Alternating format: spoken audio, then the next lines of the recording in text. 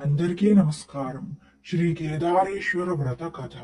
పరమేశ్వరుని అర్ధాంగి పార్వతి తన పతి శరీరంలో అర్ధభాగం పొందు నిమిత్తము చేసిన వ్రతముకు శ్రీ కేదారేశ్వరుని వ్రతాన్ని గూర్చి చెబుతాను.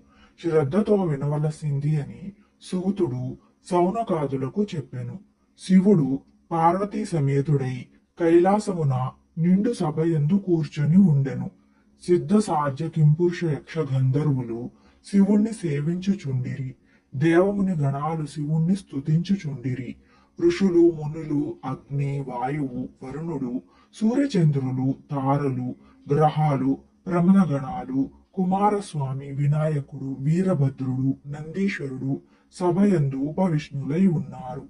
నారద తుంబురాదులు శివలీలను గానం చేస్తున్నారు. రసాల తమలామకుల నారికేళ చందన పనస జంబూ వృక్షాలతోనూ చంపక పున్నాగ పారిజాతాది పుష్పాదులతోనూ మణిమయమకుట కాంతులతో చొలువందు నదీ నద పర్వతాలతోనూ చతుర్దశ బోనాలు పులకిస్తూ ఉన్నాయి. అట్టి ఆనంద కోలాహలంలో భృంగురిటి అనబడు శివభక్తుడు శ్రేష్ఠుడు ఆనంద పులకితుడై నాట్యమాడసాగెను. అతడు వినోద సంభరితములకు నాట్యగతులతో సభాసదులను శివుణ్ణి మెప్పించుచుండెను. శివుడు అతనిని అభినందించి పార్వతిని వీడి సింహాసనము నుండి లేచి భృంగురిటిని తన అమృత హస్తాలతో తట్టి ఆశీర్వదించాడు.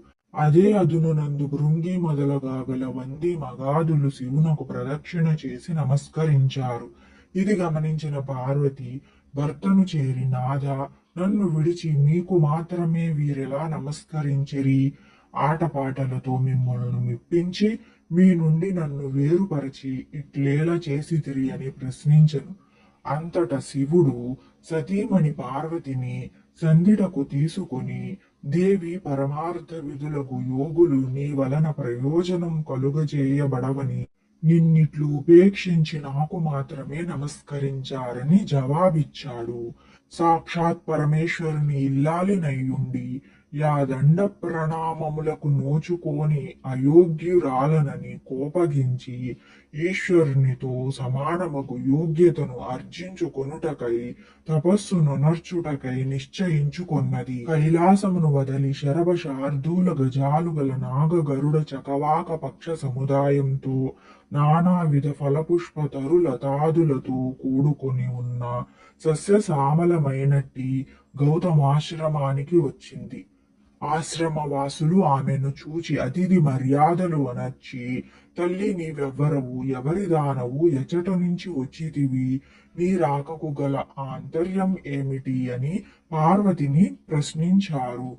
వారి ప్రశ్నకు పార్వతి మిక్కిలి ఆనందభరితురాలై యజ్ఞ యాగాది క్రతువులచే పునీతమై గౌతముని ఆశ్రమున ప్రేమ నిష్ఠాగరిష్ఠులై అలలారు పుణ్యపురుషులారా, పవిత్రాంగనలారా, నేను హిమవంతుని పుత్రికను, సాక్షాత్ పరమేశ్వరుని ఇల్లాలిని, శివుని సతిగా నా నాథునితో సమానమకు యోగ్యతను పొందగోరి తపస్సును నర్చ సంకల్పించుకున్నాను. ఇందు నిమిత్తమై మీ ఆశ్రమానికి వచ్చాను అన్నది పార్వతి. మహర్షులారా, జగత్ కళ్యాణాభిలాషులారా, నేను ఆశించిన ఫలమును పొంది శివుని అర్ధాంగినై తరించుటకు తగిన వ్రతాన్ని నాకు ఉపదేశించమని పార్వతి వారిని కోరుకున్నది.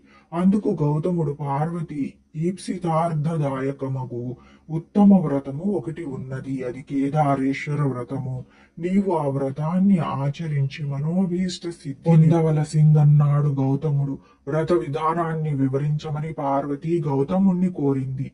జగజ్జనని, ఈ వ్రతాన్ని భాద్రపద మాసంలో శుక్ల అష్టమి నందు ఆచరించాలి. ఆ రోజున శుచిగా స్నానాదులు ఆచరించి నిర్మలమైన మనస్సుతో మంగళకరములకు ఏక విశంతి దారముతో చేతికి తోరాన్ని ధరించి షోడశోపచార విధులతో పూజను నిర్వహించి ఆ రోజున ఉపవాసం ఉండవలెను. మరునాడు విప్రులకు భోజనం పెట్టి ఆ తరువాత ఆహారాన్ని తీసుకోవలెను. ఇలా వ్రతాన్ని ఆరంభించిన నాటి నుండి అమావాస్య వరకు పూజాక్రమముతో కేదారేశ్వరుణ్ణి ఆరాధించవలెను. ఇంకా ధాన్య రాశిని పోసి అందు పూర్ణ కుంభాన్ని ఉంచి 21 పర్యాయాలు సూత్రాన్ని చుట్టి పట్టు వస్త్రముతో దానిని కప్పి ఉంచి నవరత్నాలు గాని సువర్ణాన్ని గాని ఉంచి గంధ పుష్పాలతో పూజించాలి.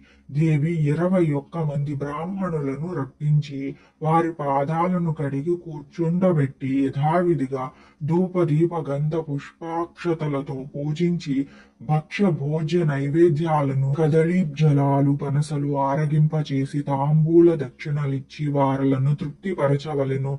ఈ తీరున వ్రతం ఆచరించిన వారిని శివుడు అనుగ్రహించి మనోభీష్ట సిద్ధిని కలుగచేయునని గౌతముడు పార్వతికి వివరించాడు. గౌతమ మహర్షి చెప్పిన విధి విధానాలను అనుసరించి పార్వతి కేదారేశ్వర వ్రతాన్ని నిష్ఠగా భక్తితో చేసింది. పరమేశ్వరుడు సంతుష్టాంతరంగుడై ఆమె అభిష్టానుసారము తన మేనులో సగభాగం పార్వతికి అనుగ్రహించెను. అంత జగదాంబ సంతుష్టాంతరంగయ్యి భర్తతో నిజ నివాసముకు కైలాసమునకెళ్ళెను.